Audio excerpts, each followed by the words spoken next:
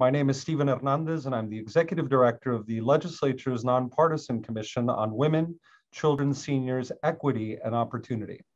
Today, we're hosting the Courage to Speak Roundtable, an educational forum that will highlight the dangers of youth consumption of cannabis and opioids in communities.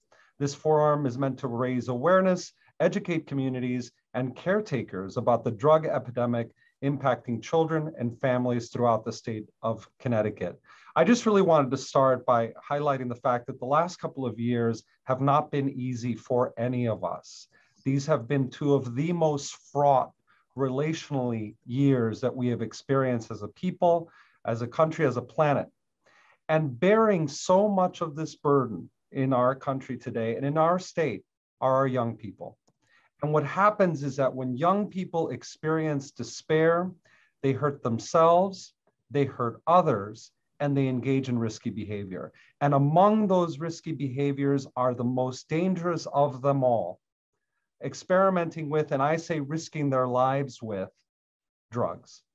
So the purpose of today's conversation is really to bring the experts, the lived experience all together in one space so that we can bring this back forward, not only to the imagination and to the minds of decision makers that are thinking about how to best resource these issues, but also to remind ourselves of what is working in communities and what is actually at stake. So without anything further, I'd like to introduce firstly our first presenter, Ginger Katz. Ginger, I met you several years ago now, and I have to say, when I experienced for the first time your school, family, and community approach to prevention, it was so compelling because I think you were on to the fact that prevention is an all hands on deck endeavor. So Ginger, I'd like to welcome you. I know that you have a hearty presentation, then we have wonderful panelists that are coming after. So Ginger, welcome. Thank you, Stephen. And thank you for inviting all of us today. And I'm looking forward to the presentations everyone has to share at the roundtable today. We all are here to protect children in the damage of drug use and the dangers of youth consumption of cannabis and the elevated risks associated with opiates in Connecticut communities. So without further ado, I would like to share a little bit about my son's story and how we lost him to a drug overdose and the programs we developed due to his untimely death to prevent this from happening to another family. It was the night before the funeral and I couldn't sleep. I had held a lot of young women who wore long black dresses in my arms and young men that cried like little boys and they wanted to know what happened to Ian. And we were telling people that we're waiting for the toxicology report, but we knew. See, the doctors told us to tell people that Ian died of an aneurysm or a heart attack, and that was a lie. And as I laid there in the middle of the night, I knew I couldn't put one foot in front of each other to go to the funeral the next morning. I just couldn't do it. So I woke my husband, Larry, up, who was Ian's stepfather since he was 5 years old. And I said, I can't do this. And he held me and we cried and he fell off to sleep. And then I had a vision. I visualized speaking out. So I woke him up again and I said, Larry, I want to speak out. And he immediately said yes. I said, if this is happening to us, it's happening to other families. And I never lied about my son. He was a good kid.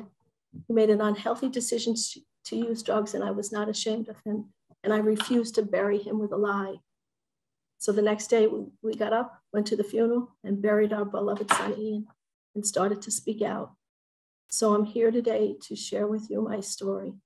This is a story about a family and how we dealt with substance abuse within the family. I have been blessed with a loving husband and 2 beautiful children. Now, my firstborn was born with Down syndrome, and her name was Candace. When Candace was born, the doctors told me she would be able to read or write, and I didn't believe them. And I brought her home, and I read to her every day. And by the time she was 5 years old, she brought home a first grade reader and read the first chapter to me. She was a very confident young woman. She truly missed her brother, Ian. I've also been blessed with having given birth to a beautiful son. Ian graduated from Norwalk High School and went on to the University of Hartford. Ian died September 10th, 1996 in his sleep of a heroin overdose mixed with Valium, and this is why I'm here. I'm here to discuss with you, maybe possibly cry with you, but most of all to share my feelings about this horrific disease. Yes, addiction is a disease, and I clearly understand it now. While he was alive, it wasn't as clear, and that's the nature of this disease. I wanted very much to share my story with you because I know it's important for you and your families, and I care about each and every one of you. I'd like to talk to you a little bit about Ian right now. Ian was a beautiful child, and he developed into a handsome young man. He was bright and very sensitive. And I think because of his sister Candace, he had an insight on life well beyond his years. He said Candace was his heart. His friends said he was a very deep and caring person. In the semester before he died, he received honors from the university. He enjoyed all kinds of sports. In high school, he played lacrosse. In middle school, he played soccer, had a black belt in karate. He was one of the fastest runners I've ever seen. He used to run road races with Larry and I. He had a lot of athletic ability. He was truly loved by his friends. He was voted the most popular boy in the yearbook. And his 5th grade teacher told me that he was so loved, especially by the girls. She would have to separate the girls from him. They just wouldn't leave him alone. He had that charisma even at that early age. And I think every young woman told me that she loved him. And every young man who could say he loved Ian did so. He won the hearts of so many. And it was very evident at the funeral. Now that I told you a little bit of Ian, I'm going to discuss the disease of addiction. Some of the information I'm going to share with you, I knew before his death, but some of the information was given to me after his death. See, part of this disease is addiction, is deception. And Ian was very good at deception. After Ian died, a lot of Ian's friends came to visit. We were all grieving, and they wanted to speak out, and they wanted to talk to me. Word was out that Mrs. Katz is cool. You could talk to her. But there was one boy in particular, he was sitting there just having a conversation with me. And he said, he went on and on for a long time. And he was saying things about Ian. And then I interrupted him a little bit. I listened most of the time. It's amazing what you hear when you listen. And then I said, you know, hey, Graham, Ian in the 8th grade was using marijuana, not marijuana, cigarettes. And I'm trying to figure out, was that the first drug Ian started with? I remember holding Ian in my arms one day when I gave him a hug. And he said, Mom, I said to him, Ian, you're smoking. He says, Mom, I just tried it. Well, Graham said that's when he started with a sip of beer, some cigarettes, and some cannabis. And these are the drugs that led Ian to the drugs that killed him. In his slide, please. In his sophomore year, I was taking a training at the workplace about substance abuse. And as I realized, I was looking at this and I was thinking of Ian. It said poor school performance. Well, Ian's grades were dropping. He was withdrawn, depressed, fatigued. He was aggressive, a lot of arguments, not truant ever, but Larry used to have to pry him out of bed. Excessive influence by friends, change of habits and friends, lack of cooperation. Yes, the family relationship was deteriorating, and loss of interest in his favorite hobbies, change in habits and evidence of drugs I didn't see. So I had the conversation with him. But then that's when I found out he used marijuana, and that's when we had an intervention. Next slide, please. Marijuana is, and he was using marijuana. He was tested positive for marijuana. Marijuana is stronger today. 12 to 17-year-olds who use marijuana are 85 times more likely to use another illicit drug such as cocaine. 60% of teenagers who use marijuana before age 15 will later use cocaine or another illicit drug. Ian, in his freshman year of college, while he was suspended and was let off the hook because of it, he had to do community service, and he got up to 36 of the hours out of 100 that was given to him. And somebody said, you can go home now. I mean, you don't have to do any more. You're off the hook. And so I found out that after he was suspended and stayed up at school, he had used cocaine. Next slide, please. This is why I named my program The Courage to Speak. Ian had a secret that he never shared with me, and I found out at his death at the cemetery by his girlfriend. And this is why I named my program The the courage to speak. And parents should get 3 to 5 adults in their lives, in their children's lives, that they could share their secrets with, because it's okay to ask for help. Otherwise, risky behaviors come out. Ian was touched wrong by a babysitter at the age of 11, and I didn't know, and it never came out. And this is why I named my program The Courage to Speak, because kids have pain and they don't share it. And it's okay to ask for help. Next slide, please. All of us think it won't happen to me. My child will never do this. My child did, and drugs killed him. My son was only 20 years old. His addiction started with a cigarette, sip of beer, and cannabis. In the second year of college, 3 boys snorted heroin for the first time. One got sick, one got scared, and Ian got hooked. Ian later called us sobbing, pleading for help, and kicked his habit. He couldn't stop. A few months later, heroin and Valium killed him while he slept. We don't hear much from parents whose children overdose. It's a silent shame that silences too many of us. The shame is misplaced. Drug addiction is a disease. My son Ian was a beautiful son. Uh-oh. I have a battery that's running low.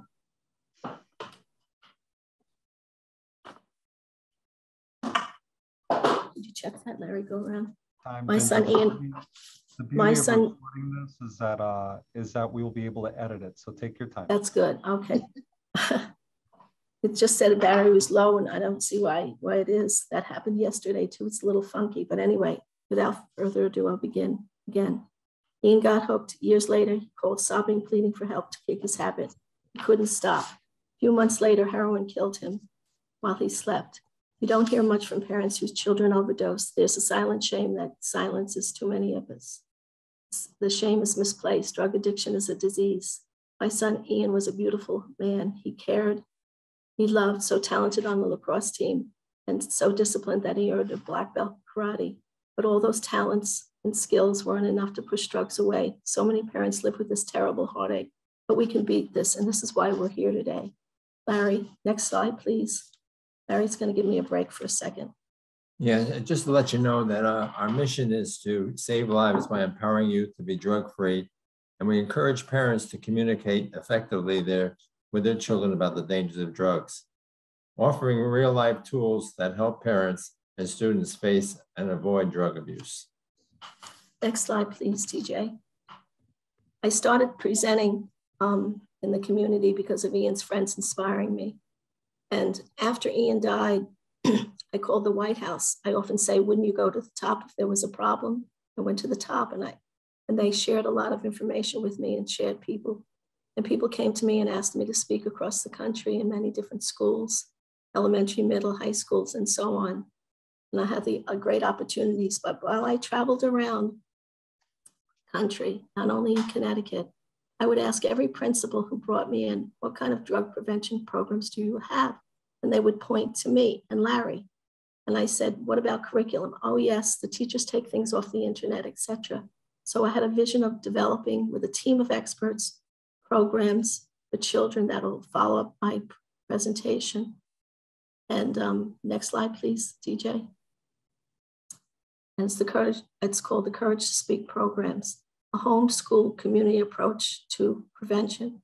First, we developed the middle school program, then the high school, and then the school system. We partnered with the school system, and the elementary curriculum was developed, and the after-school program was developed, and the courageous parenting, a toolkit for parents to keep children safe. Next slide, please. This is what it looks like. There are highly interactive lessons taught by teachers and professionals in the fields of substance abuse. Elementary has 9 skill and asset building lesson plans, and it's kicked off by Sunny's story, a book I wrote from the perspective of the dog Sunny. He tells Ian's story. Middle school, 16 lessons, to use Sunny's story. After school program, it's adapted from the elementary program, high school program, and a parenting course I'll talk about. And mostly all of them except the high school program was evaluated by Yale School of Medicine in the debate group. Thank you. Next slide, please. This is the book. I was sitting on the deck one day and I said to Sunny, my girlfriend was there, and she said, Sunny, the family beagle. I said, if Sonny could talk, he would have had a lot to say. So I got the idea of writing the book from Sonny's perspective. So he tells the story. Next slide, please. Okay, in our programs, we give the children the opportunity to write, to verbal communicate, and draw through art. And these are some examples of sixth grade. So this is an example of some artwork. Next slide. Next slide, please.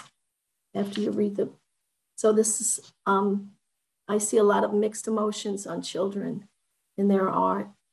This particular child was annoyed, joyful, sad, and anxious. Next slide, please. See a lot of split faces. You can imagine what the artwork looks after COVID now. Next slide. Overwhelmed by math, a lot of drama. Next slide. It's all expressions through art after reading Sonny's story and hearing a presentation. And the implementation of the curriculum. Next slide, please. This child was given permission to express her pain through art. And she wishes the sun would peek through. Next slide. It's a confident young man. Next slide. This angry young girl. Next slide. Hopeful with a tear. Next slide, please. Self-explanatory. Next slide, please. Homeschool community approach to prevention. This child is sixth grade. These are sixth grade students expressing themselves. Next slide, please. This teacher told me, the teacher that implemented the program in his classroom, said that this young girl had an intervention right after she drew this artwork. Next slide. It's like a roller coaster of life, thankful, happy, sad, scared, frustrated, mad. Next slide. These programs give children the opportunity to communicate through art, writing, and speech. Next. This is the family night. It brings spotlights the work of the students in the elementary and middle school who participate in the curriculum in their classrooms. The high school students come back and volunteer at the family night, and they're alumni of the Courage to Speak programs. Next slide. This is a facilitators training online, which we offer professionals in the field of substance abuse training. 9-hour training, you can take it from our website. And we offer it in Spanish and English, and we have over 153 facilities who've been trained to take this program and offer it in the communities. And we have, Larry and I and some of the facilitators with have implemented the program over 100 times in Connecticut and beyond. Next slide, please. Demas offered to give us some funding for to implement, to adapt the program into a one-session program, and gave us ability to reach more parents in 42 cities and towns throughout Connecticut. And it's in Spanish. We're doing Spanish presentation next week with Margaret. Next slide. And this is the online module that we have, which was funded by the Department of Mental Health Addiction Services. It's right on our website, couragetospeak.org. Next slide, please. And the Courage has received a Substance Abuse and Mental Health Administration Science to Service Award to enhance the evaluation capacity and of the innovative and promising programs. We were nominated by the Department of Mental Health and Addiction Services. Next slide. And several years ago, we received a drug prevention grant for 3 years, consecutive years, to evaluate and expand our capacity. And OJJ, Office of Juvenile gave it to us. Next slide, please. And the programs, as I mentioned, they were evaluated by Yale School of Medicine and the Dubay Group Associates. Next slide. And this is an online YouTube presentation completed by my former program director, and he shared the evaluations. If anybody would like to have a copy of it, I'd be happy to send them to. Just email me at gcats@couragetospeak.org. Next slide, please. This is the online program, once again, directly on our website for parents to keep their children safe. This is our website, and we appreciate allowing us to share our story today. Next slide. This is our website. Thank you very much.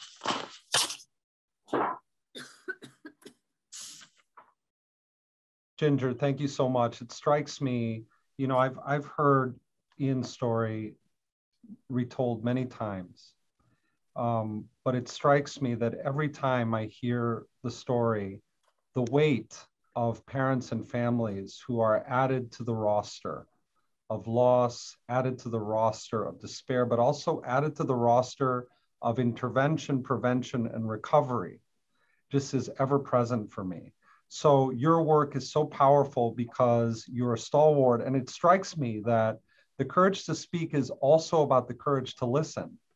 And part of the art that you were describing is that courageous art and the words of children telling us where they are, how they're feeling, and hoping that we'll listen. So thank you for listening, Ginger, and thank you for being at the forefront of this work. We're going to bring you back to be part of the conversation, but for now, we're going to move on to the rest of our program. Thank you, Ginger. Thank you, Stephen.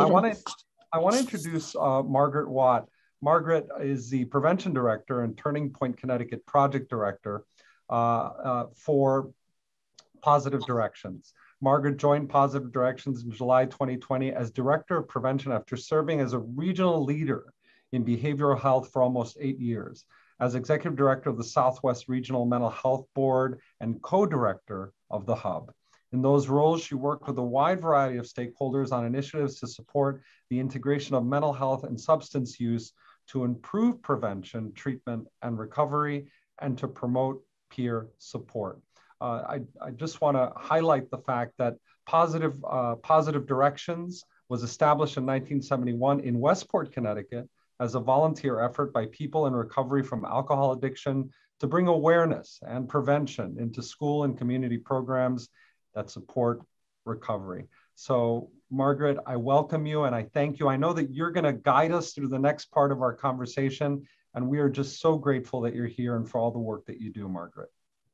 Thank you, Steve. Can everybody hear me because of the problem I was having before? Good. Well, thank you, Steve. It's just so wonderful to have this opportunity, and how nice of you to give that history of Positive Directions and how much we've grown because of how much the field and the need has needed, right? So starting by being established by a group of people in recovery from alcohol to now being a full service prevention, treatment, and recovery and peer support organization working in mental health and substance use with so many of the folks here at the table. For our program, the next part of our program, we're going to have a couple more first-person stories of what you expressed so beautifully, Steve. Loss, struggle, but also voices of hope and recovery. And we're going to start by hearing from Nikki Beto, who is a local resident, mom of 4, and in particular, the mom of Jake, who she tragically lost recently in May 2020 during COVID due to the counterfeit drug problem that we have now in the new 4th wave of the opioid epidemic. And so, Nikki, we're so grateful to have you share your story. Thank you so much for having me. Yeah, it's coming up on just 2 years, so I'm definitely still very green to the loss. And but I'm going to do the best that I can to share my story. This definitely is the 4th wave. It's horrible because Jake's story is a little different, where he wasn't fighting an addiction. He thought he was taking a prescription pill. Granted, it was a street Xanax. He shouldn't have done that. but it was COVID. And at that time, trying to seek healthcare, mental health care, it was a tough time. And it's a lot easier just to reach out to somebody that you know to get something to help you rather than going through the correct methods. So Jake took, so anyway, I kind of already told you guys about about how he was quarantining home with us, and he just had his 25th birthday with us here at home, May 5th, which was awesome to have him here. He was living in the Boston area. Just to give you a little backstory, Jake, he went to St. Catherine of Siena, and then he went to St. Joseph High School. He went to UConn and graduated with a philosophy degree, and then he decided to go into the Peace Corps in the Eastern Caribbean, and he had a great time there. Then he came home, and then he got this job in Boston, but then COVID hit, and he was very stressed because he was working in the travel industry, so he was having a hard time sleeping. And I actually saw him the night before, a little after midnight. I came down, I heard him in the kitchen because I couldn't sleep either because my dad was in assisted living with dementia, and we were going to call it in hospice. So it was a really hard time. But I was so glad I came down because I got to see Jake one last time. It was just the two of us at 12:30 a.m. on the 27th, which is the day that he passed. He told me he was just going to go and try to watch a movie and then go to sleep. And I think what he ended up doing, I know what he ended up doing, is he decided to just break off a piece of that Xanax, because just a week earlier, he bought some Xanax pills from somebody that he's known for 7 years, somebody that he met his senior year in high school from Bridgeport. And I know his name, I know his nickname, I know social media. And the frustrating thing is that the DA in Bridgeport did not think that there was a strong enough case to prosecute him. And I do feel that this is a very important thing to do. It's being done across the country. Many states have a law called drug-induced homicide, which I believe that this is what happened to Jake. I believe he was murdered because it was not an overdose. He didn't take too much of something. He took a quarter of a Xanax pill, what he thought was a Xanax pill. Now, fast forward to where we are now, and the problem has only gotten so much worse. And now we're hearing about 13-year-olds, 14-year-olds experimenting for the very first time, ordering a pill off Snapchat. And then their parents are walking in and they're finding their child like I found mine. I'm grateful that I had 25 beautiful, wonderful years with Jake. But I am hoping that the laws can change. And I'm also working with the Partnership for Safe Medicine, which has been a godsend to me. The summer of 2020, I did some Googling. I found a story, took me to the Partnership for Safe Medicines, and they're advocates for in the fight against all these counterfeit medications, even from HIV to, you name it, to Xanax, blood thinners. They're fighting. And so they featured Jake on his story on his website. And I'm working with them to try to change federal laws as well, and having to do with fentanyl and making it a controlled substance. And there's a law called the Drugs Act, but I know that that's more on a federal level, but I am trying to help them get that passed. So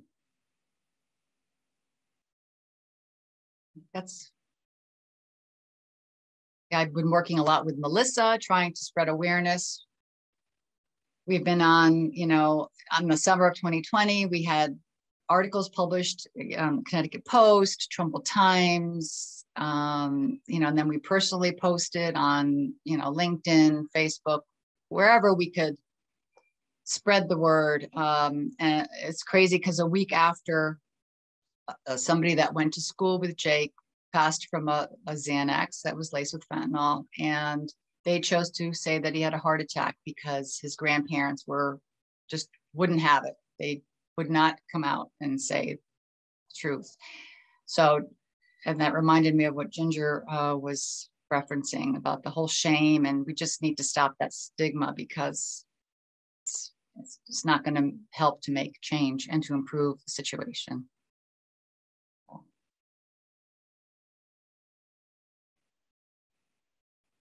Oh, I can't hear you.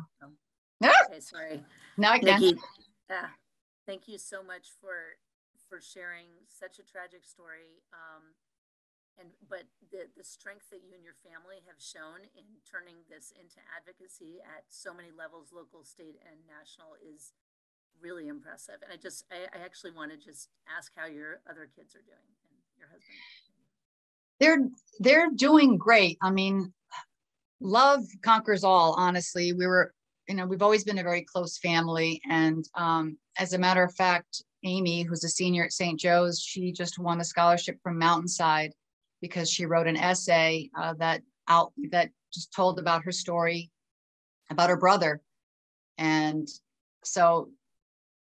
she's always posting awareness about counterfeit pills. And so we're all just, she's about to go off to University of Delaware. So she's excited about that. And yeah, we're all doing good. Thank you. I mean, considering this is a hard time of the year. Now his birthday is next week. Yeah. So May, I don't like May. I'm hoping one day that'll change. Well, thank you so much. Do any of our representatives here have any questions for Nikki at this point? We can take questions after each speaker or sort of hold them as you wish.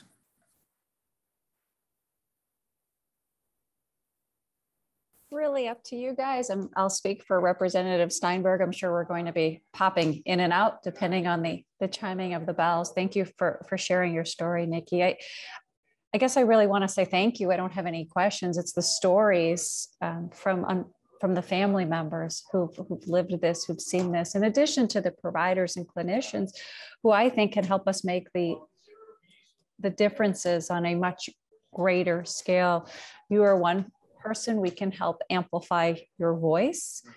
I know I take good notes. There's Representative Steinberg. I'm sure he takes good notes as well. I've had the luxury of sitting across the room from him on many, many late nights in public health where we try to do our best. But I just want to thank you for trying to help others. And I know that sounds, very canned, but as a parent of two kids, I just want you to know how sincere that is. I think we need to make a lot of changes. We could be here well past 4:30 if we start making a list.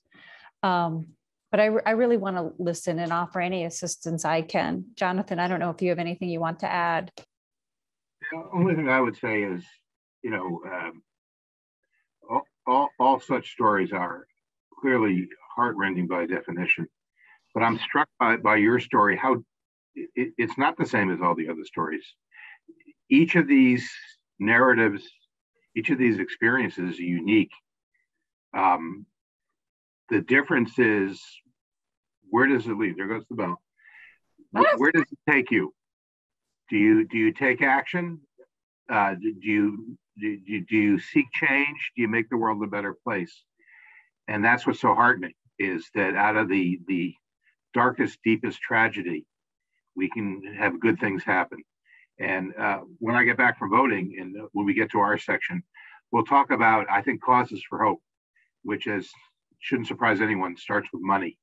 And for once, we're actually going to have money to get some things done. So I'll be back. See you soon. Thank you.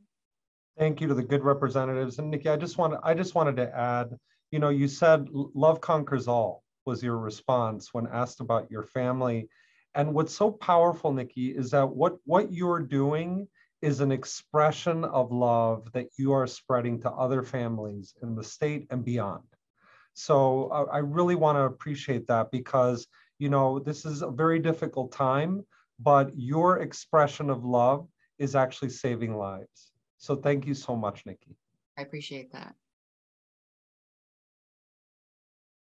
So I would like to now introduce Jordan Davidson, who is a Connecticut resident who might not be residing in Connecticut actually, but grew up here. And I think the story you're going to share with us, Jordan, started in Connecticut, right? Jordan is a young man in recovery, college student, and has already turned his tail into advocacy, working with Smart Approaches to Marijuana, which is a national nonprofit. So Jordan, thanks for joining us today from DC. Thank you so much for that introduction, Margaret, and thank you to the commission and everyone who showed up today, and the representatives, especially Representative Steinberg. I know he had to hop off to go and vote, but as a former constituent of his, I'm appreciative that he is on here. I grew up for 18 years in Weston and Westport, Connecticut. And so as Margaret explained, I'm 21 years old. I got sober on December 9th, 2018, about a week and a half before my 18th birthday. And my story does start in Connecticut, and it ended in Connecticut or I guess there was a chapter that ended in Connecticut in a positive way. So when I was a younger person in high school, I was introduced to marijuana. I was introduced to marijuana by my best friend at the time. And I thought that there was nothing wrong with smoking it. I thought that it wasn't addictive. That's what I had heard. And so I really kind of dove headfirst into the culture that was budding at school and in the community around me. And one thing that struck me kind of looking back on my experience is the kinds of products I was using, and I'll end with that. But just for reference, I was smoking what people call flower or bud, but really the thing that hooked me were the vapes that we're seeing spread across the country and certainly across Connecticut. And the vapes that are holding 99% THC. In the 1970s, that Woodstock weed, it was around 2 to 5% THC, and the THC that I was using was 99%, upwards of 99%. But anyway, I started smoking marijuana. And as kind of the years went by, it developed from an interest to a habit to a full-blown addiction. I was using it morning, noon, and night. I couldn't go to class without using it. I couldn't do anything. I couldn't go to work without using it. And it took over my whole life. It ruined the relationships that I had. I started hanging out with a different crowd of friends, the people who were my dealers, who were supplying me marijuana. I stopped hanging out with the people who were supporting me. And this is a little bit in the abstract here, but I think it just represents the level, the depth of my experience and really that I went to. I've never been a religious person. Full disclosure, I still am not. I was never really a spiritual person, but what I tell people is that I never believed that people had a soul until I realized that I had lost mine to drug use. And that's how I felt at the time, looking at myself in the mirror and not recognizing the person who was looking back. And at that time, I didn't even believe what was happening to me. I didn't believe that marijuana could be addictive. I was arguing with people about that in my full-blown addiction. And I talk a lot about this stigma in society that we have around drugs, but the stigma specifically around marijuana is that it's harmless. And that creates that stigma of kind of pushing people away, not having an open environment for people to feel comfortable talking about their problems because they'll get ridiculed. Even in my position now, I get ridiculed all the time on social media. And I've luckily learned to have kind of a toughness and grown a thick skin. But I think about all the people out there who've come to me in private, even friends, after I've shared my story, saying, I think I struggle with marijuana. My dad, my mom, my step-parents, my brothers, my sister, my friends. And they don't want to talk about it because they don't feel comfortable in the environment which we live in, which has a lot of myths going around about marijuana and where use is being kind of embrace. It's not only about acceptance and love, it's about, are we normalizing and embracing this? And so that kind of leads to another interesting part that I've reflected on about my use, which was I found out kind of in the middle of my use where the drugs that I was using were coming from. And I was in Connecticut. I was living in New Hampshire for a little bit as well. And the drugs I was using actually weren't coming from either of those states. They were coming from Maine, actually. So the cartridges that I was using were primarily coming from Maine. So Maine legalized marijuana in 2016. And I think there's a connection there between the widespread use and the high potency cartridges that were more available to young people or even people of age who were able to possess it and sell it to people who are younger. And we've crossed the Rubicon in Connecticut with that. There's I don't know how much of a point there is in debating whether we've legalized it. But something that I think is really good to consider and talk about are the effect of those really widely used cartridges and the potency on kids, right? In Connecticut, I'm really proud that my home state has actually led the way in establishing some of the first potency caps in the country, but they exclude pre-filled cartridges. And those were the things that I was using. Those were the products that all of my friends were using, and people who I've seen fall into this addiction and who haven't come out of it are the products that they were introduced to and really got them hooked. And it's really a shame that those products that were coming that I was using from a legal state were so high potency.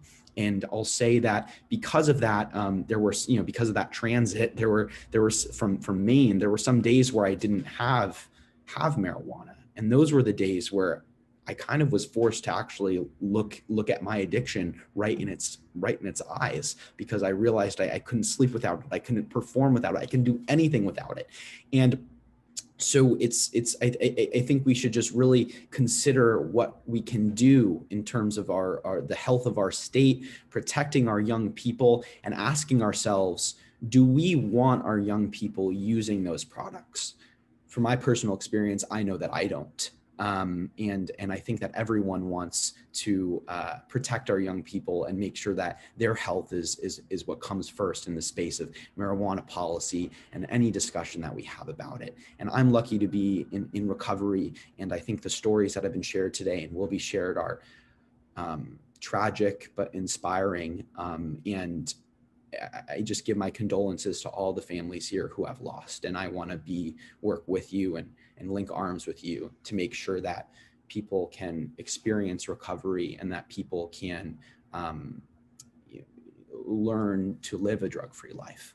I think that's kind of all I have to contribute for today, and look forward to any questions now or at the end and the rest of the presentations. Jordan, that was amazing. Thank you so much for sharing that and bringing it, making it very real for us about what happened to you and what you saw and where it came from, and the reflections on the new law, the new policy, the new trends, and what it's going to mean for people. I see that our reps are back from the vote, so I'm going to see if they have questions for you. I just want to comment. I thought Jordan was eloquent, articulate in his explanation of what must have been a real revelation. It's insidious. It happens incrementally day by day, and then you find yourself addicted.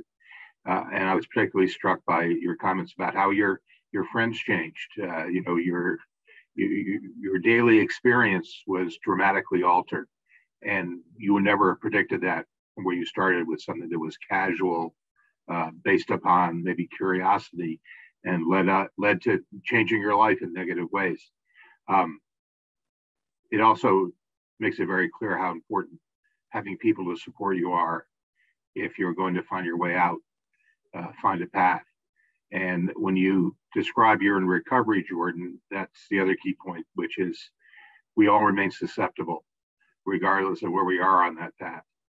And it's really important to have people around you who can give you the kind of positive feedback and support so that you're not tempted again.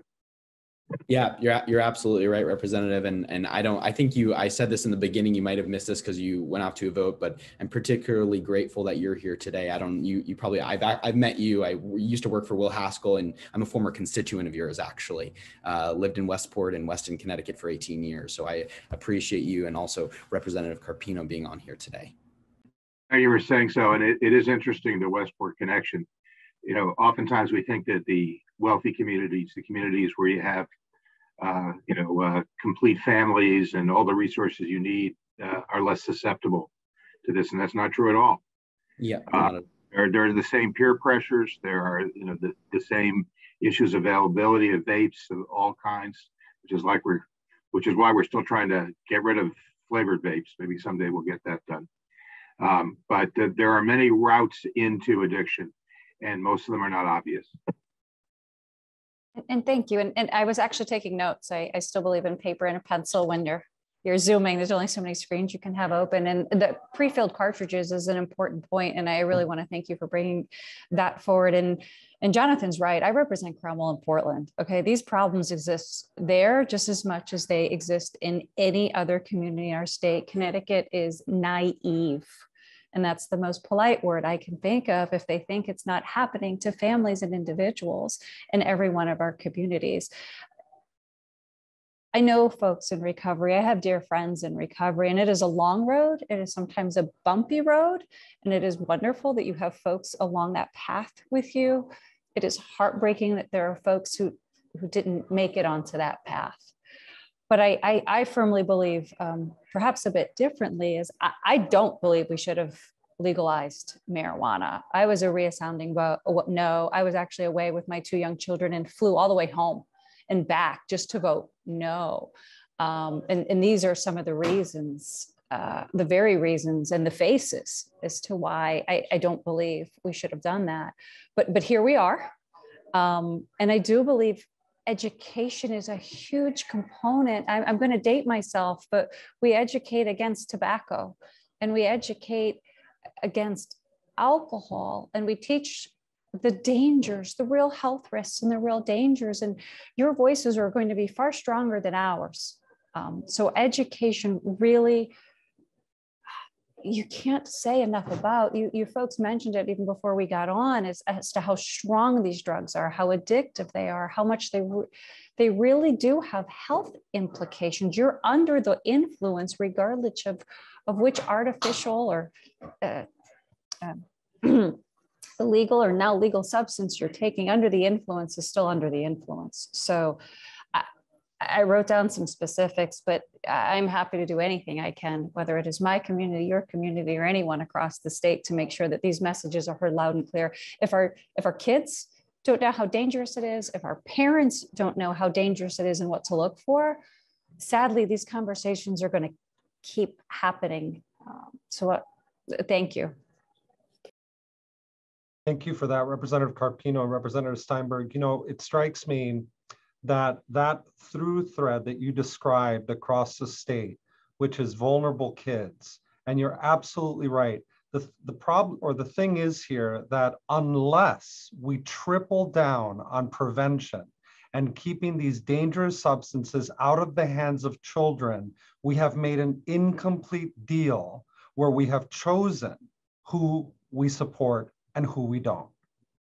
So we have to make sure that we triple down our efforts on protecting young people, especially because of the developing brain, especially because of what you described. You know, Jordan, I want to echo Representative Carpino's statements about the cartridges. You know, these are the ways in which these drugs are delivered to children deliberately, because they know that a pathway into your brain is a pathway into a lifetime of your resources into their pockets. So I really want to appreciate you, Jordan, for your thoughtfulness. You're a testament to Connecticut and also to my alma mater, AU, because I know you're an AU in DC. Yes, I'm a junior at AU right now. Congratulations. Thank you for saying that, and thank you for having me here. I really appreciate the chance to talk. Thank you, Jordan. This conversation, and I'm just so full of all these policy recommendations and ideas for next year that are going forward as you're talking.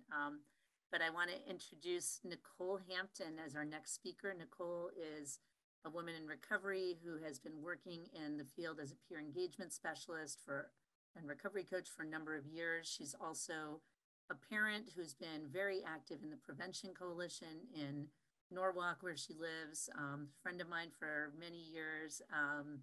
And Nicole's going to speak primarily, I think, from the perspective of a parent, what's happening with our kids in schools today. And she's running for office, by the way. So congratulations, Nicole. Thanks for the plug. Thank you for the intro, Margaret. And thank you for all the speakers that had before me and for the representatives on the call.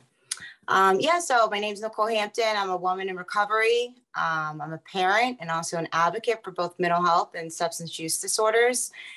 And, you know, as a parent, I see the total lack of communication, you know, with parents on a community level. and especially concerning the marijuana bill. I know like in Norwalk, parents aren't always told what's going on in the schools. And I think that's important for parents to know, because then they know what to talk to their kids mostly about, you know, or what resources to look for to help them break those barriers and talk to their kids. But as far as the marijuana bill, the lack of communication regarding like the storefronts and, you know, designating a public park for marijuana smoking, this is definitely not communicated to parents, you know, in my town. And, you know, and also the fact that there's no money for prevention until year 3 of this bill. You know, that's so concerning, because we want to get ahead of this, especially coming out of the pandemic, and, you know, our kids and their mental health and everything are rising. I think that's definitely a concern, you know, and we hear at least one school district in our state a week, right, that's having issues with either fentanyl or something about vapes. We're seeing problems now, and the storefronts haven't even opened up yet, you know. And Courage to Speak curriculum, you know, I love the curriculum. My daughter went through it in 7th grade, you know, and I know it's implemented in middle schools, right, for 6th, 7th, and 8th, but what about doing it earlier?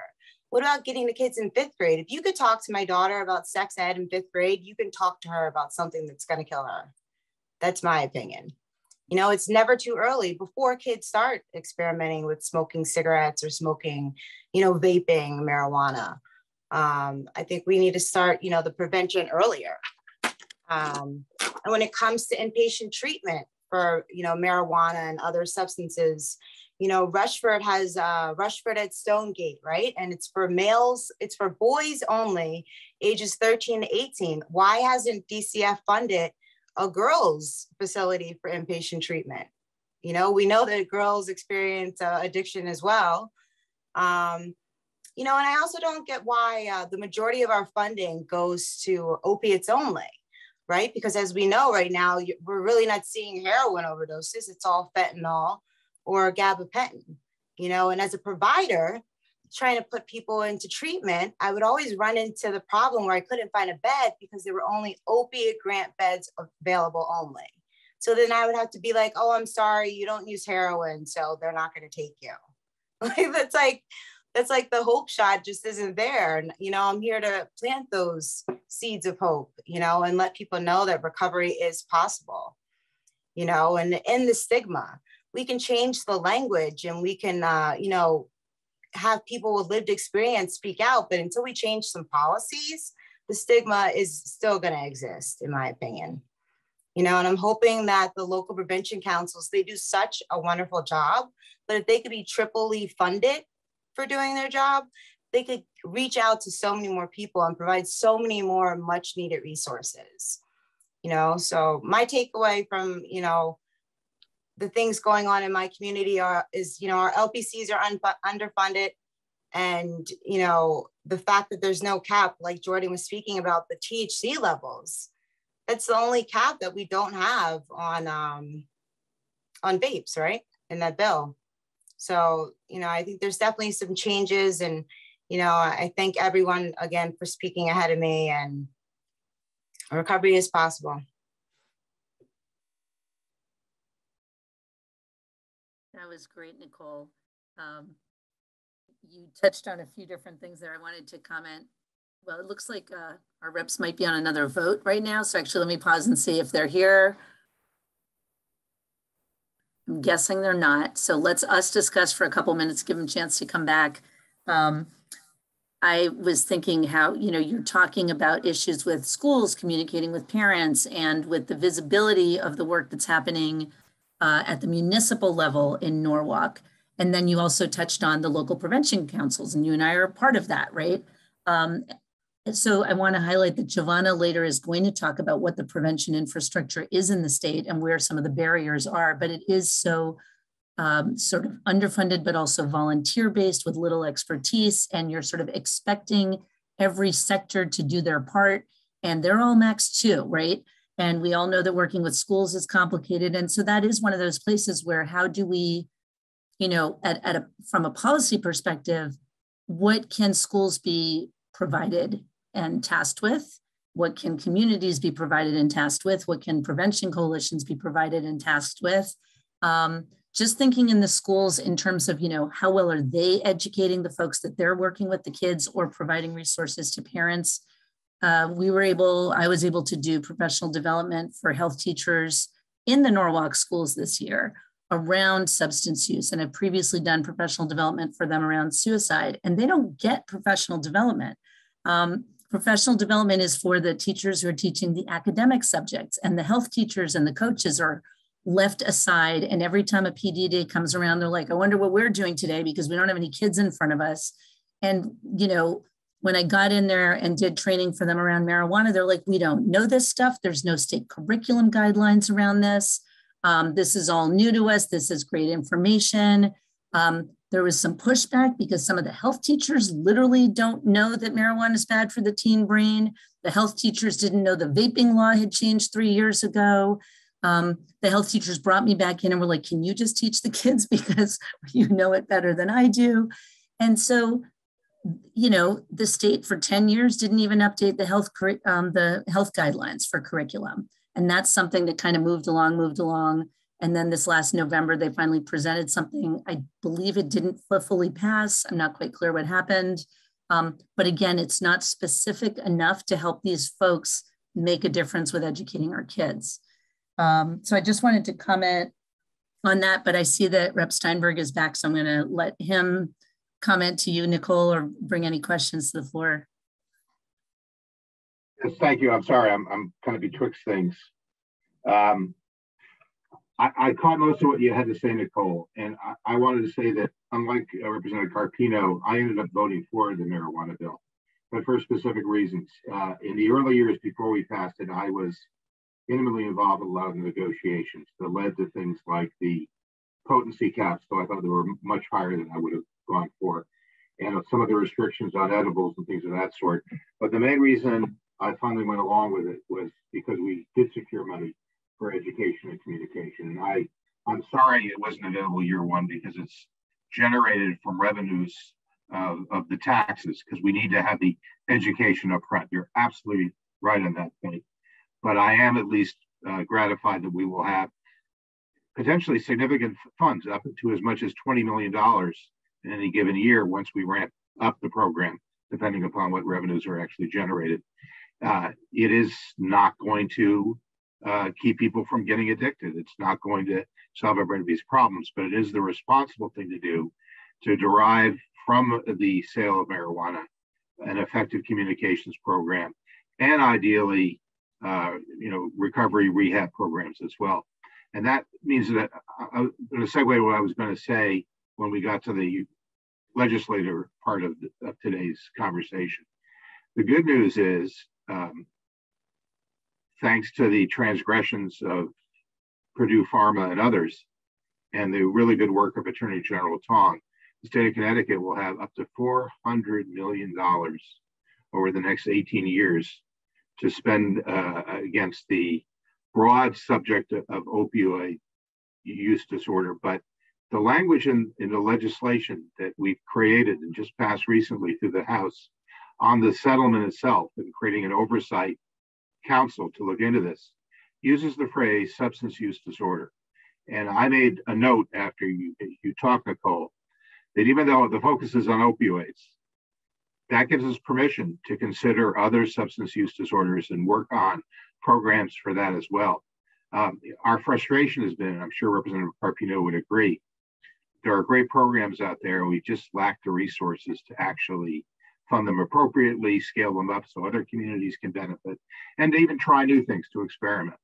Now that cannabis is a fact in Connecticut, it's our obligation to use these resources constructively to mitigate the impacts, to educate kids, as you say, earlier the better. And even if this is a devil's bargain, if you call it that, we can still do a lot of positive things to keep our kids as safe as possible. One of the challenges we have is that teenagers, by definition, are trying to define themselves. They're into experimentation. We can't stop them from that. We can prepare them for it. we can be there for them when they get off the right road. But I know it's hard to accept that reality, but we will manage as well as we can given that prospect. And we all hope we come out the other side. I share Representative Carpino's concerns, reservations, and the like. I think it's time that we as a country have a reckoning about cannabis and not do it on a state-by-state basis. And obviously with vaping, and I'm still hopeful the FDA will do the right thing when it relates to that, because there are just way too many loopholes in all this. But this is the way we're trending as a nation. And the best thing we can do is apply the funds that we have available. The silver lining in the whole opioid epidemic is now we have money. Let's use it wisely. Let's identify programs. I count on people like you, feet on the street, people who are meeting with people to help us identify things that will mitigate or slightly improve the circumstance so that we can dedicate those funds to the most productive purposes. Thank you, Representative Steinberg and Representative Carpino. Representative Carpino, I know you were going to reflect on that. It was, and I appreciate Representative Steinberg's leadership on the Public Health Committee, because he is a man of his word, and we continue to look at these issues each and every year and improve on them, because I'm someone who believes that we can always improve, and that on the Public Health Committee, we have a bipartisan group of individuals who worked really hard each year to take another step forward. And I am appreciative of that. I was just going to pick up on something that Jonathan said, and I do believe that some of these issues need to be tackled on a national basis, and the lack of Congress to make some decisions puts us in a difficult spot. And so 2 weeks ago, I happened to take the train into the city with my kids to spend a little bit of time with them. They're 9 and 13. And I like to spend a little bit of time with them when I can. And we take the train in and we get out of Grand Central Station and we're walking over to Times Square, and there's a little bus, something similar that you might take between a parking outlet and perhaps Bradley. I'm a big supporter of Bradley. And it was wrapped in advertising for marijuana with cartoonish designs and phone numbers. And we've been very careful here in Connecticut. And we were very deliberate in this legislation as to, what they could and could do. But I do think the legislature needs to stay committed, because things are going to change, and we need to continue to change with it in order to make sure that we're very aware. And that's where each of you comes in to help us make sure that we're aware, because those that want to market to Connecticut residents this is their business, and I respect that, but it also has to be our business to keep pace and to make sure that our legislation and our education keeps pace as well. I don't want to see that in Connecticut. I'm also worried about us being so close to other states. And I had the opportunity to host a similar forum a few months back with some professionals from Connecticut Children's, and I have a real concern with children and younger children getting into edibles accidentally. And I don't want to see those numbers increase either. And again, that's education, but states around us do things very differently. And we have to be vigilant for our residents, even if they're bringing something in from another state. One of the physicians who spoke to us brought in some very scary examples that she had found as a layperson with, candy, like packaging that had edibles. And yes, where we've been very deliberate, and and our DCP commissioner is very much aware, as is I'm sure the Attorney General, but others can bring them in. So I can't harp on staying vigilant, and with all of your help, continuing our education as the methods and the potencies and the flavors and the marketing campaigns change. We can't stay static, and that's our job as legislators. Thank you both for working in a bipartisan way on this work. I think that that's critically important, and I think a hallmark of how you understand how important these issues are. Your statement earlier about how it is developmentally appropriate for children to push the envelope, to try and see how far they can get away with things. The problem is that those who would sell products to children know that and exploit that. As you were describing, Representative Carpino, with that advertising that looked like cartoons, it's an attraction to children specifically because they are building a customer base that unfortunately is risking their lives. So thank you both for working so hard in the way that you do. I want to add on because your comments are just so on target with what we hope to hear. You know, Jonathan, you're talking a lot about the funding and monitoring, where how much you've tried to bring in to support prevention, treatment, and recovery, and how much more we will have coming. And Rep. Carpino, I can't overemphasize how important your comments are, that it can't just be about funding. We have to keep, I think we're going to have to keep amending these laws year after year to reflect the emerging or the evolving situation. And Rep. Steinberg knows Melissa and I, you know, worked with him in a legislative forum for Westport and Norwalk a couple months ago, specifically on cannabis, in hopes that the Public Health Committee would already be amending the law this year for around things like the pre-filled vapes. And I think there are things we can do legislatively now and things that we're going to need to do again in future. And maybe Connecticut can lead the way on some legislation, because the fact that we did impose caps on the flower product and the concentrates, although not the pre-filled vapes, but we impose caps, and most states don't have that. So that's us trying to lead the way. To Rep. Steinberg's point, those caps aren't based on brain science. Well, maybe we do that. Maybe Connecticut says, well, if we're going to have cannabis for sale in our state, why is it anything above 10% when the research says that's the level where it exacerbates mental illness. That's the level where it exacerbates likelihood of addiction, IQ loss, everything else. Also, we have legalized it for age 21 and up. And now all of our main, drugs that are legal are at 21, but gambling laws are at a different age, all these other things. Why don't we make everything brain-based, brain science-based? Everything should start at age 25. Those are like ways we can reduce harm for the future. And maybe if we push that through, Connecticut can show other states that there's a way. It would be really nice to see that happen federally. But at this point, we have about 15 minutes left. I want to acknowledge that we're aware of the time. And my colleagues, Melissa and Giovanna and I, are going to do a little presentation for you. We're going to go over some data and some policy kind of recommendations, and then have time at the end for questions, we hope, or throughout. So I want to introduce, I'm Margaret Watt, Positive Directions. I was introduced earlier. Melissa is the project director for TPOD, which is Trumbull's Prevention Coalition. And Giovanna is the director at the Hub, which is the RBHAO for Southwestern Connecticut. That's the Regional Behavioral Health Action Organization. I'm going to share my screen. And hopefully it's the right presentation.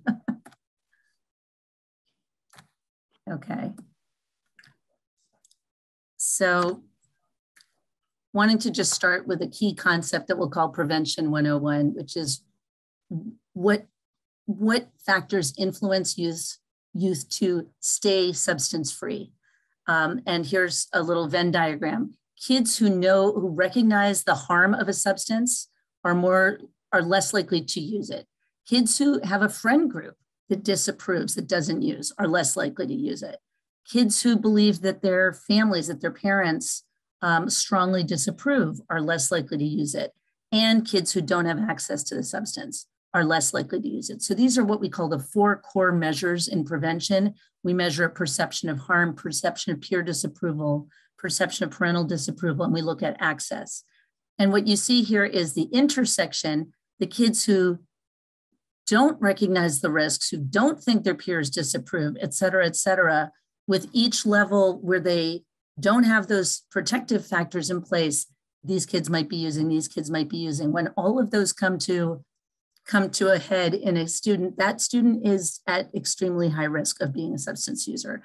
And we also know that the earlier anyone initiates substance use, that with every age that they start earlier, they are more likely to develop a use disorder. So the perceptions really matter. We measure them because that helps us know where we have to put educational efforts And that data is collected in surveys around the state, locally, when prevention coalitions have money. I don't know what just popped up on my screen, I apologize. And part of, I have to get rid of my meeting controls. There we go. So part of what I think we need to do as a state is also fund those public education campaigns, health education, and surveys that can be much more robust, much more statewide, to have regular and comparable data. And I would be more than happy to talk about that, survey bill that went by this year, and what the state is trying to do, which is sample classrooms, whereas local coalitions, if they have the money, try to gather really robust data so they can't use the state data, and the state doesn't think it can afford a statewide survey that's comprehensive. And so really one of the things we should be doing with funding is doing something better about data collection, not wasting every town's time on repeating the same process.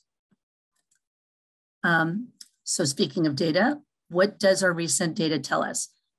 We are going to illustrate what I'm sharing with data that we have from several different surveys that were conducted in Fairfield County, where we all work, during COVID. Basically, they were all 2021 surveys, some in the spring and some in the fall. So these are illustrations, but what I can tell you is the numbers may vary by community, but the trends are the same. So going back to our perceptions of harm, Connecticut middle and high school students, all this data is from 7th through 12th grade. Kids think marijuana is less dangerous than other substances, but we're also sharing with you what are the other substances we look at. So we measure tobacco, misuse of prescription drugs, that's your opioid data, vaping of any substance, binge drinking, and cannabis use 1 or 2 times a week. And so what you're looking at here is in a suburb last spring, using cannabis 1 or 2 times a week was the thing kids thought was the least harmful compared to these other substances. Same thing over here in a Fairfield County city. Now, earlier, several people were commenting on how these issues arise everywhere, cities and suburbs. I want to show you that the data that we have, actually, the issues were more prevalent in the suburbs than in some cases than in the cities. I also want to highlight here, when we talk about perception of harm, we're focusing here on cannabis. We're looking at prescription drug misuse because these are 2 of the substances we're talking about. But please notice that nowhere is the perception of harm anywhere at 100%. We would like kids to think these things are dangerous, right?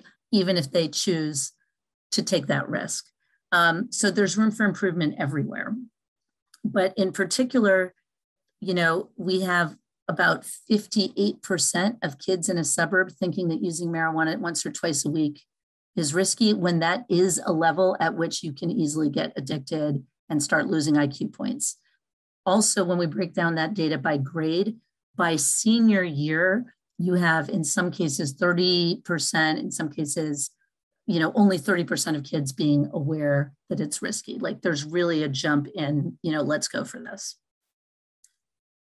How does that perception of harm affect their use of drugs?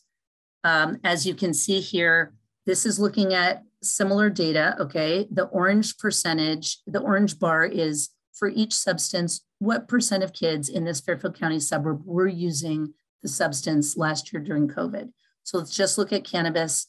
10% of kids were using cannabis, that's across middle and high school, but 21% of them were using it if they didn't perceive it as risky. So literally it doubled, okay? When kids don't perceive the product as risky, their use increases dramatically. For vaping, their use tripled. For prescription drug misuse, their use quadrupled. So again, perception of harm is important. That points to the importance of the health teachers who teach them about this stuff, knowing good information and sharing it and having good curriculum. That points to parents having good information so that they can talk early, talk often. Going back to those perceptions again and their importance, perception of disapproval. How does that impact drug use? Again, it's super important. Middle and high school kids who don't think their peers particularly disapprove or don't think their parents particularly disapprove, use substances at much higher rates. So here I'm just comparing a suburb in Fairfield County to a city, both last spring, just showing you alcohol and cannabis. And what you can see here is, again, orange is the across the board rate of use, 25% of kids, using alcohol, 10% using cannabis in the suburb, and lower rates in the city. But notice that for cannabis, the rate almost quadruples among kids who think their parents don't disapprove. So I'm going to say, I don't think we have parents out there who are like, I don't think we have a lot of parents out there saying, go for it, use marijuana, right? We do have some, but not a lot. But I think we have parents not talking about it. I know we have parents not talking about it because we've done surveys about that. And anecdotally as well, parents aren't talking about marijuana with their kids because they don't have the information they need. So that is a quadrupling of the rate of use, okay? And over here, look, that's about a 6-fold increase. So what do adults know or think? This is from a survey in Fairfield County this past March in a city. We had almost a third of adults saying that drinking is a normal part of growing up. We had 16% saying that using marijuana is a normal part of growing up. So we already have this kind of societal perspective that kind of means that that's a lot of adults who really probably don't even think it's worth talking to kids, or what are you going to do? They're going to do it anyway. And from a policy perspective, a lot of people are unaware of some of the environmental policies we've tried to put in place. Connecticut has a social host law for alcohol. The new cannabis bill, RERACA, does also apply social host for marijuana. Melissa and I have been talking about this. Most people in even law enforcement, prevention, schools, people aren't even really aware of this yet. That law, as you know, is it's way over 300 pages long. We've got to educate people about this. Adults in the community didn't know what the legal age for tobacco and vaping was, that it had changed. Significant numbers of people aren't aware of how to safely store or dispose of prescription drugs. So these are all some of those things that prevent the access to the substances, which is that fourth circle on the diagram. And these are things where legislation is in place, but maybe the information hasn't been disseminated well enough, or it's not enforced well enough. So increasing awareness will help prevent youth access to services. Now let's talk about actual current behaviors. So that was about perceptions. What we've seen across the state and in all our surveys locally, youth surveys conducted during COVID, the number one issue is mental health. Okay, and I think a couple people alluded to mental health already. Mental health so often underscores the reason why people start using substances. So just some data, this is from one city in particular, but completely aligned with other town data. In the last 12 months, across middle and high school, basically 40% of the kids were depressed, were reporting signs of depression. It was about a third of middle schoolers who were surveyed and almost half of high schoolers who were surveyed. In addition, I'm using this survey because we asked about suicide. And so we saw that essentially 13% of the kids had considered attempting suicide. About 7% actually made a suicide attempt. And there were incredibly high risk groups that I'll allude to in a minute. But this is incredibly concerning. And I know you as representatives on the Public Health Committee have done so much work around the children's mental health crisis that we have. And so much of it is focused on getting treatment, right? But I think we just have to change the environment in schools and in families and make people be living happier, healthier, more successful lives and have coping skills and promote health. And that involves changes in the school day.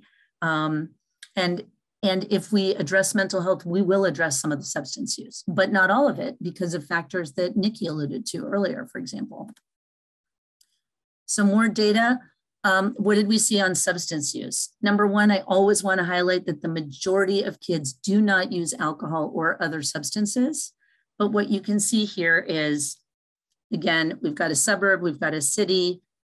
the number one substance that is always used is alcohol. So it's like Ginger said earlier, it's alcohol and marijuana are where things often start and then lead to other substance use. So again, moving upstream, preventing these things can prevent other later things. The number two substance is, in both cases, number 2 and 3 are vaping and marijuana. And those kind of go together because vaping is a delivery mechanism. Sometimes kids are vaping nicotine, but often they're vaping THC. So in this 2 communities that I just showed, we also asked, what are you vaping? And the kids who vaped in the suburb, the majority of them reported that they were vaping THC, 2/3 of them. In the city, it was, okay. So half reported vaping nicotine and, okay, sorry.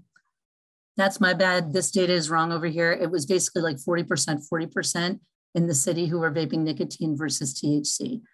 However, in both cases, we had about 30% of kids who just said, I'm vaping different things. Like I vape, so sometimes it's nicotine and sometimes it's what I think is just a flavored vape. Don't know what else is in it. Sometimes I vape THC. And large numbers, and over here, very large numbers, don't know what they're vaping, and that's its own issue. So the other thing, as I think you all know, is vaping is really coming back in the schools after having been kind of tamped down during COVID. The schools aren't really clear on how to handle it well. I've talked to some police officers. I feel like everyone's not handling it well. And it's kind of like they're not really acting as though this were an illegal substance. They're like, oh, it's kind of a problematic substance, but there should be a pretty hard line on this because it's illegal under 21.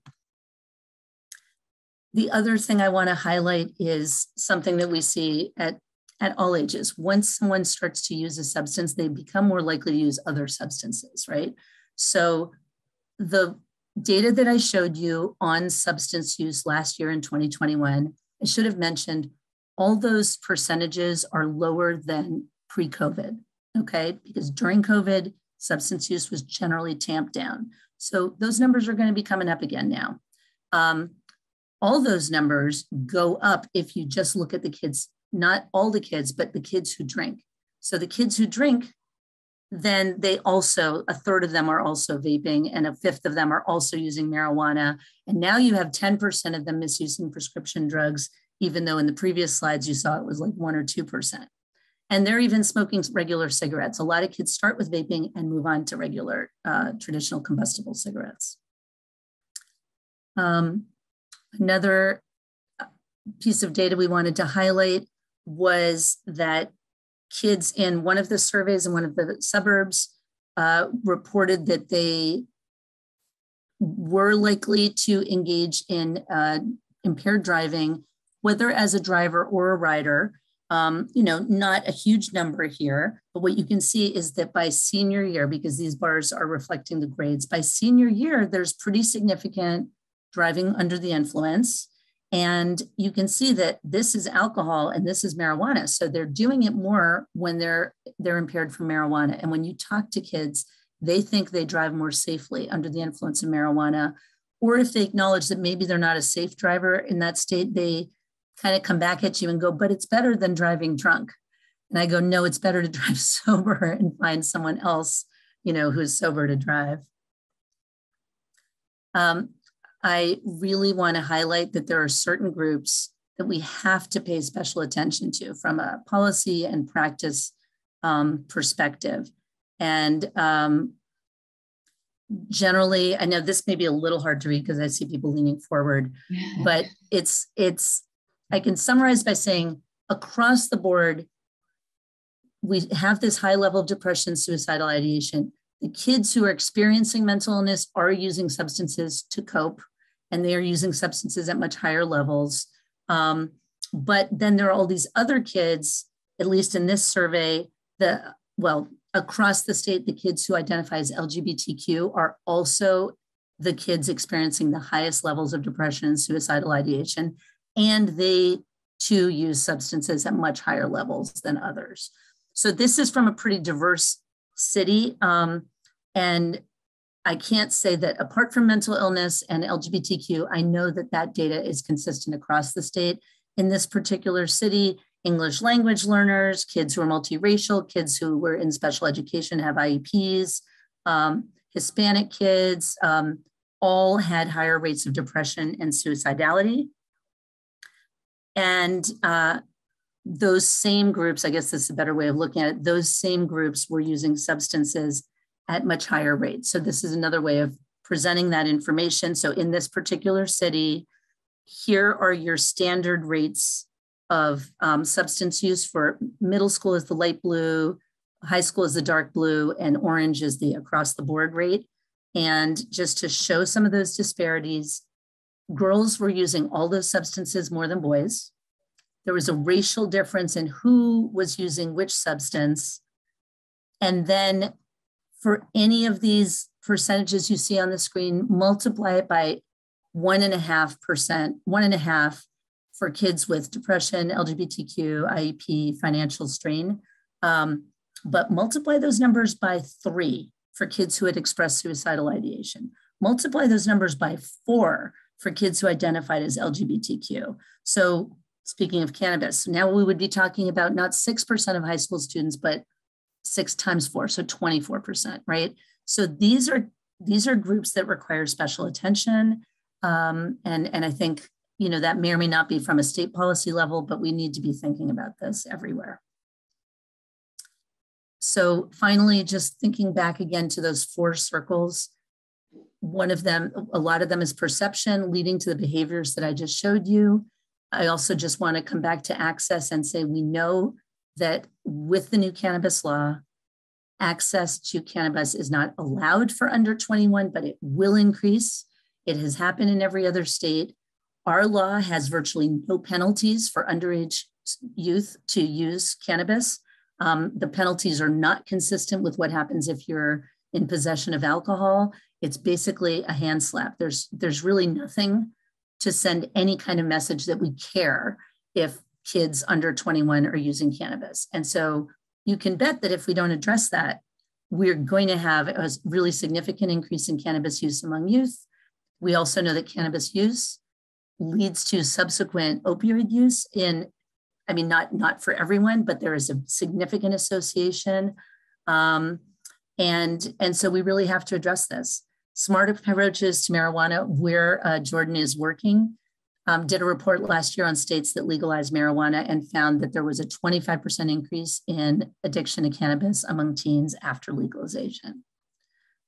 So I'm going to turn it over to Giovanna now to just briefly touch base on some other data around opioids and state data, and then we'll share our policy screens. Thank you, Margaret. Good afternoon, everyone. What you're seeing right now is a flyer. After hearing Margaret talk about the data pertaining to Fairfield County youth, Department of Public Health is hosting survey results from their school health survey on May 12th from 2 to 3, which will provide more statewide information and data. All are welcome to attend this, and you can go to the Connecticut Clearinghouse website to register for the event. So we talked a little bit, and I heard a couple of times talking about the 4th wave. And currently we are in the 4th wave of the opioid epidemic. What I'm going to do is just really quickly go through the waves and kind of just briefly talk about the 4th that we're currently in. So the epidemic can be understood as the 4 waves. The waves are represented by a rising problem and unique factors that have contributed to current state that we are in. In 1999, OxyContin was manufactured and sold at astronomical rates, marketed as a miracle drug, as we all know, for pain with low or to no risk of dependency. In 2010, laws began to change, making prescription opioids less available, formulations that were difficult to misuse, are really pretty much restricting individuals to doctor shop.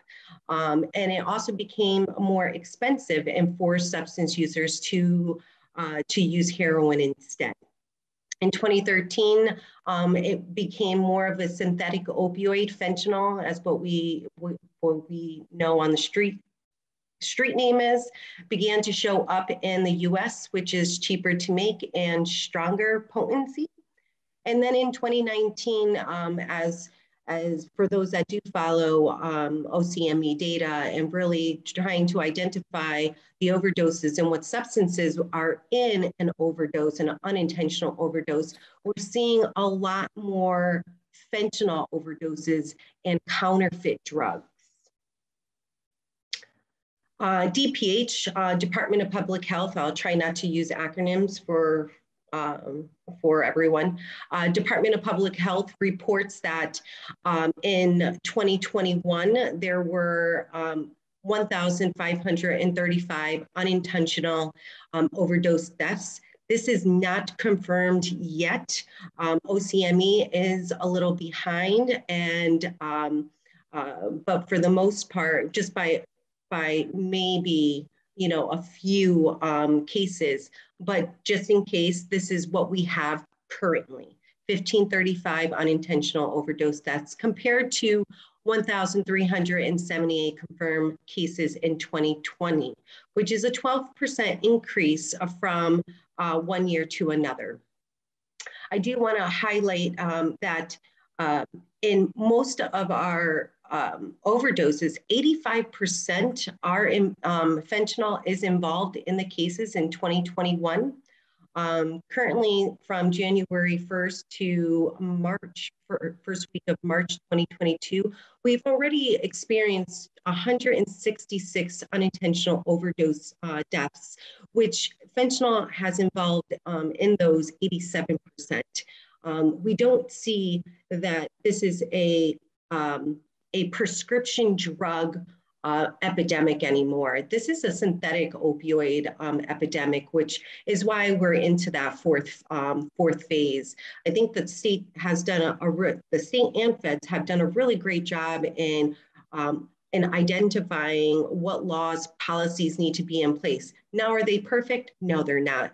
We can always, and we'll talk a little bit about policy and recommendations, but I do think that, this epidemic is evolving and we need to stay on our toes and make sure that our laws are evolving with what is happening in our state. The graph also shows substances that have been involved in our unintentional overdose deaths.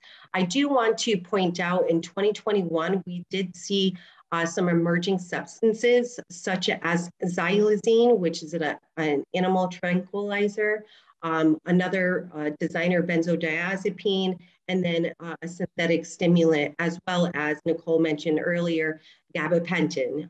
So there are substances that not necessarily are that one substance is killing that individual, it's that substance on top of fentanyl. So individuals are not just dying from one substance is what I'm trying to say. There are multiple substances and at times can be alcohol and others. Next slide. Okay, the data currently shows that a non-Hispanic Black male between 35 and 44 age were highest in overdose death rates in 2021. The truth is that not many youth are using opioids, but rather experimenting with other counterfeit drugs that they think aren't going to harm them. We hear a lot of times where, oh, that's my dealer. Why would he do that? Or I got it from a friend of a friend, right? And just because it was from a friend of a friend, they think that that's their friend. And the perception of harm, as we continue to talk about perception of harm, decreases. With that said, that is why the RBHAOs and other community partners created You Think You Know campaign, which really is geared for the counterfeit drugs and providing education and awareness around You Think You Know you may not know. And the substance that you may take can be harmful and possibly even deadly. One pill can kill. All right. Thank you, Giovanna. So Melissa, I think you're going to take it from here with, and I know we're now past time, but I think we can also share the documents out and this video is going to get edited, right? So. Right. Just want to touch a little bit on some of the cannabis policy issues that we have identified. And I think, I don't know if Representative Steinberg is still on here, but certainly grateful as one of his constituents to see him on here. So thank you. And I think Representative Carpino may have stepped away, but her comments have been so, we've been really grateful to hear her comments as well. And some of these are just addressing particular aspects of the new cannabis commercialization bill, the RERACA bill that was passed last July. So we just wanted to point some of these out. We've already talked, I think, at length about the THC potency caps, particularly those applying to pre-filled vapes, which we see as the products that are like most popular amongst youth. Margaret addressed the fact that the consequences for underage possession of cannabis do not align at all with those of alcohol. And the consequence of that is lower perception of harm. Kids do not think there are any real consequences to being caught with marijuana. And then frankly, they're right. And there's little tracking amongst towns. There's verbal warnings if you get caught. There's optional referrals to JRBs, get multiple referrals to the juvenile review boards. And there really is little bite to the law in terms of preventing kids, providing some real consequences to kids, which is a prevention measure. We've mentioned the fact that prevention funding doesn't start till year 3. That's obviously a concern for those of us who really want to be doing the education that is so desperately needed and needed to be done immediately upon, passing commercialization. And unfortunately, we're going to be way behind the 8 ball of massive, well-funded, gigantic mega businesses who are backing these corporations. And, we don't have billboards on here.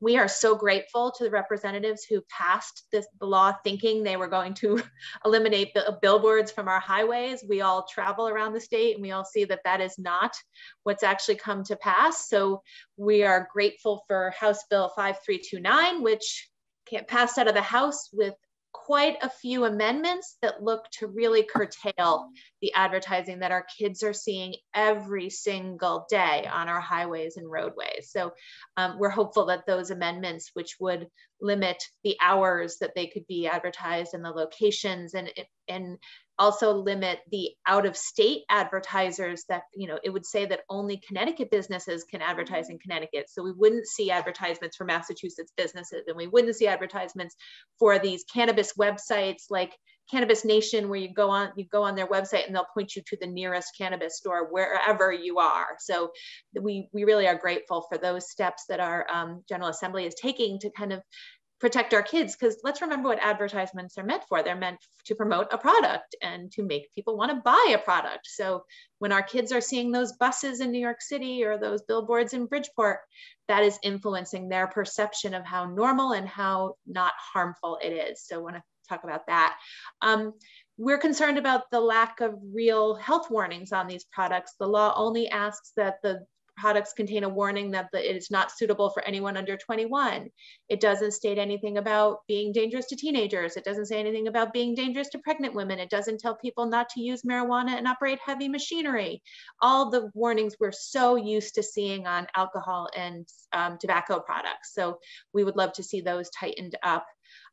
There's a lot of gray area around DUI. There's a lot of limits put on our law enforcement. The law says you can't drive under the influence, but the law also says you can't be pulled over if all that you are doing is driving under the influence. I can't drive and drink a beer, but I can drive and smoke a joint, according to Connecticut's law, as long as I am obeying the speed limit and all traffic laws. So we really have put some real burdens on our law enforcement. The police accountability bill law in Connecticut has also put some restrictions on them. We don't see our law enforcement throw in the lack of a reliable, fast roadside cannabis test. And there's really a lot of deterrence to our police doing real enforcement around DUI. And we're concerned for the safety of our, of our roads. The other piece is that this law puts quite a significant burden on the Department of Consumer Protection. They're the ones who are going to have to monitor the compliance around all the laws and rules and regulations about the sales and promotion of these products. And we really would urge our legislators to consider how well funded the Department of Consumer Protection is, and ensure that they have the adequate resources to keep our kids safe and these products safe, and make sure that all of our businesses are complying with the very serious limitations that have been placed on them to protect our kids. So that's another aspect that we would love to see a future, have a future policy discussion around. So am I handing it back to Giovanna to talk about opioids, or do you want me to keep going?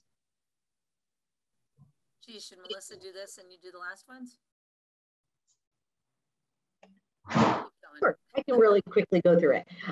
So some of the recommendations that we hear, not only in our region, but also statewide efforts, is blister packs, having it mandatory that any prescription that is an opioid or something that can be addicting or misuse, putting them in blister packs, because then you know what what medication you're taking, and knowing that somebody else didn't take it.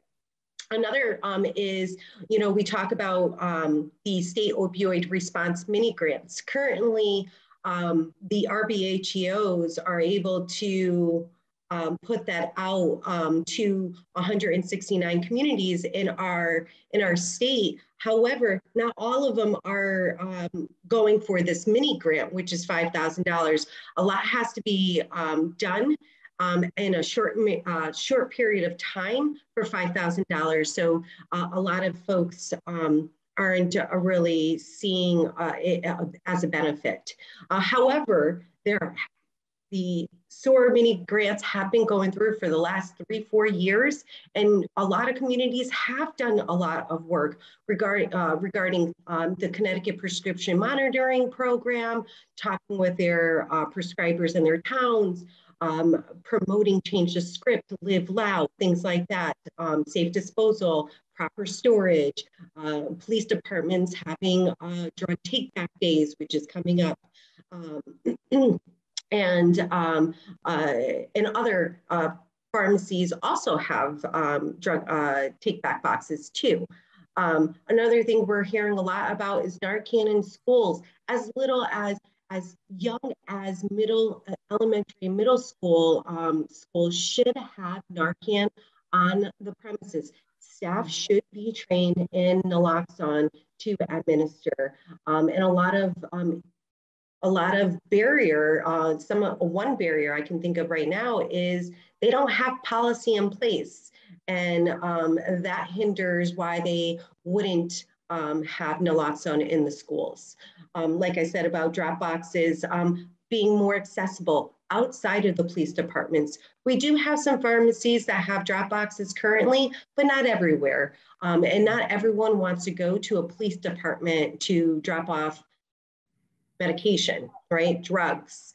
Another is including Narcan in every opioid prescription. So when we talk about naloxone, and I use that interchangeably, but when we talk about having an opioid prescription, why don't we just give a naloxone kit, a nasal spray to everyone, and just show them how to use it? Because 9 out of 10 times, the person's gonna say, oh, this must be a really potent substance that you're requiring naloxone to be educated upon me, right? So really talking a little bit about that. Narcan nasal spray to be over the counter. I understand it's a prescription currently, but why does it have to be?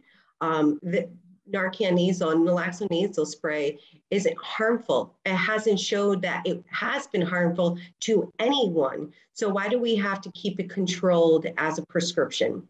And lastly, treatment on demand is not as available as one thinks. and Nicole has talked a little bit about that.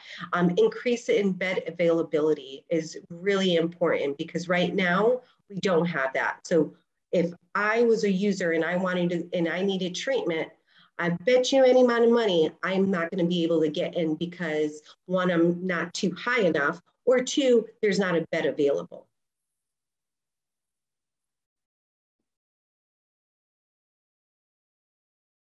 That's me too, right? Yeah. General prevention. I know I've said a few of these things here, so I don't know if we want, actually, I may have said basically everything here. These are some general prevention recommendations, but I'm wondering if, Giovanna, you just want to take that final slide about the prevention infrastructure. Yes, please. Does that make sense? Okay. Yep.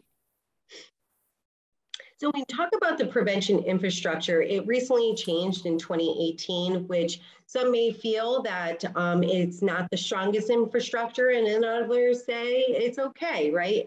But currently, the Department of Mental Health and Addiction Services holds the federal block grant, which is really the funding purpose of prevention for many different stakeholders within our communities. And the block grant primarily really focuses on providing regional behavioral health action organizations a pool of prevention dollars. As you see in the map, there are 5 entities, and DEMIS provides a RBHAO in each of the DEMIS's region. With that said, then the RBHAO in that region is able to fund pass-through dollars to local prevention councils in each of the towns. The thing with that is that there is very limited funding altogether. You have some, and I can speak for my towns, we're in Region 1, which you see is in yellow. I have a town that can only receive $2,000, which how are they supposed to do prevention work within their community based on only $2,000? And who's going to do the work? We have a volunteer-based coalition sometimes that has very little expertise, that it knows that there's issues happening in their community and they want their community to be well, right? And they're trying their best to provide those prevention strategies with the assistance of not only surrounding local prevention councils, but also us as the RBHAO. Coalition models for towns are really represented, but doesn't necessarily feel like there's ownership. So a lot of times we find that coalitions, because of the lack of funds, they don't have the necessary tools to be able to execute the work that they want to do. So it's very preliminary in the sense of maybe they just do information dissemination to the community instead. For teen substance prevention, to opioids, to suicide, to mental health promotion, that is a lot for one coalition to just do. And I can speak for I forgot to mention gambling too. And gambling, well, that's me too, right? You know, right. I think the infrastructure sets on a lot of what we're supposed to be doing, and that's all around alcohol, tobacco, other drugs, and gambling, suicide, mental health, right? And I can say for my local prevention councils, they really juggle all of that. But really, it's all about the strategic prevention framework model, right? It's based on that data, and that's what drives the coalitions to really determine what work they're going to be doing. So I really appreciate a lot of my coalitions for using their prevention dollars to then be able to assist or execute youth surveys within their towns. But it is a lot to juggle with, so and with very little money. So that is definitely something, an infrastructure that we need to really fix. And then need for modern, efficient data collection. Currently, at a regional level, we rely on a data collection system from DEMIS, and we're not able to really pull out the data that we need to evaluate, the prevention work that we're doing within our region. So really having some type of collective data system that not only the local prevention councils can pull out data, but maybe even the regional behavioral health action organizations and others as well. Thank you. I was probably going a little too fast. Sorry. Well, we more than filled up our time, I know. But I think we wanted to get so many different points in there and so many perspectives. I can't even say how much I appreciate all the speakers and all the perspectives and all the expertise and all the willingness to make things better. And Steve, you made so many valuable and really eloquently spoken points about how we have to strengthen this entire system, right? We are, with cannabis, with the new law, we're unleashing a kind of a monster here, and we aren't ready for it statewide. We don't have perception of harm among youth or adults. We don't have the strong funded system to disseminate that information so that we could have informed consumers deciding if they're going to engage in a risky behavior or not when they're legal. And then we see this trajectory of like the drug companies, the cannabis companies are well funded. They can do so much more than we can.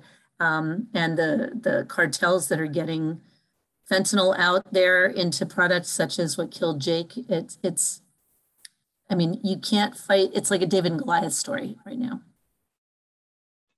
Margaret, I want to echo your sentiments and really your sense of urgency that is shared by so many here who presented today. And I want to join in thanking you. I know that the state representatives are in the heat of session, but I really want to thank them for just being so thoughtful, present, and engaged in this work. As you can see, the response is going to take all of us working together across silo, across wherever it is that our entry point in this work is, whether it's in prevention, in intervention, in recovery, whether we are a parent, a person with lived experience, or a provider. We all have to work together. And each one of you very, very poignantly has brought not only your stories, but your recommendations on how we can actually improve this. So for those of you watching, there is almost a primer from each of the testimonies that were given. I'm looking at Nicole, I'm looking at Nikki, at Melissa, I'm looking at Ginger, Giovanna, Jordan. For each of the testimonies that were given, there is feedback and there are recommendations, concrete recommendations, not the least of which is resourcing the response. So with that, again, I want to thank all of you for your powerful, I think, intervention today. And I hope that it reaches the right ears as urgently as it needs to save a life. So thank you all so much. And I look forward to continuing this conversation. Thank you. Thank you so much. Thank you.